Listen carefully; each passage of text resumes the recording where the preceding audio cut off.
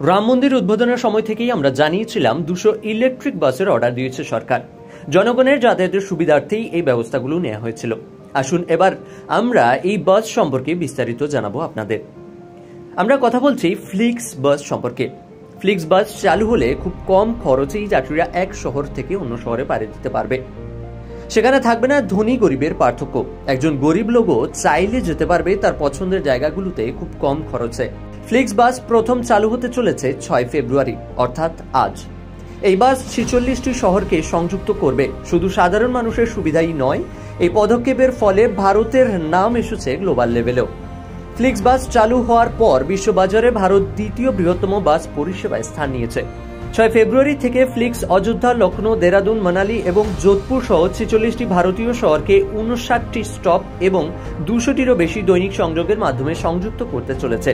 Flicks বাস আসলে জার্মানির প্রধান পরিবহন বাস। ফ্লিক্স বাস বিশ্বের 42টি দেশে পরিবহন ব্যবস্থা দিয়ে থাকে, যার চাকা গড়াবে এবার ভারতের মাটিতেও।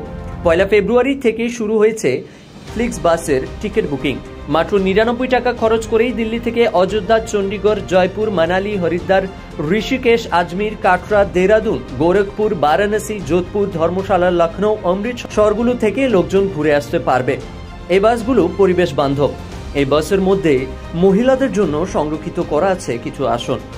যাত্রী নিরাপত্তার স্বার্থে বাস কোম্পানি এই সকল ব্যবস্থা নিয়েছে। একজন মহিলার পাশে আসনটি স্বয়ংক্রিয়ভাবে অন্য মহিলার জন্য সংরক্ষিত করা হয়েছে। এছাড়াও সারাদিনের জন্য রেসপন্স টিম, ট্রাফিক কন্ট্রোল ওয়ার্ডের ব্যবস্থাও রয়েছে এখানে। তুহিন চক্রবর্তীর রিপোর্ট, ক্যালকলিং টিভি, কলকাতা।